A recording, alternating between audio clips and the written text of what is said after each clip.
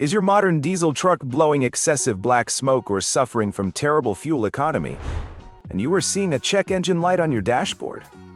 You might be dealing with trouble code P2042. This is a generic powertrain code that applies to many OBD2 vehicles from 1996 and newer, including brands like Mercedes, Ford, and Chevy. Specifically, this code means your powertrain control module, or PCM, has detected an abnormal voltage level in the Reductant Temperature Sensor Circuit. This is critical because your diesel engine uses a Selective Catalytic Reduction system, known as SCR, to meet strict federal emission standards here in the US.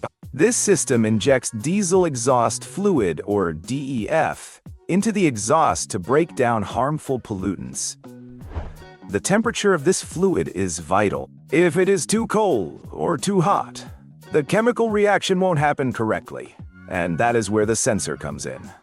If the PCM sees voltage that doesn't match the expected parameters, it sets this code. You need to take this seriously because if ignored, the system might disable itself to prevent damage, potentially leaving you in a limp mode. Symptoms often include that black smoke I mentioned, diminished engine performance, and other SCR-related codes. To troubleshoot this, you are going to need a diagnostic scanner and a digital voltmeter, or DVOM. First, check for any technical service bulletins for your specific year and model.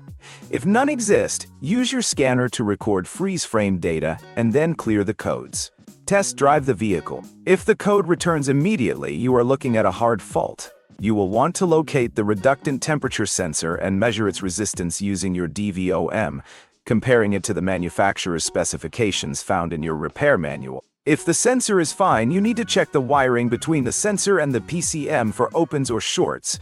Disconnect the controllers before testing to avoid frying the computer. In most cases, this code points to a bad sensor or damaged wiring, but rarely, it could be the controller itself. If you are not comfortable using a multimeter on sensitive vehicle electronics, this is the time to take it to a professional, as replacing the wrong part in the emission system can be very expensive.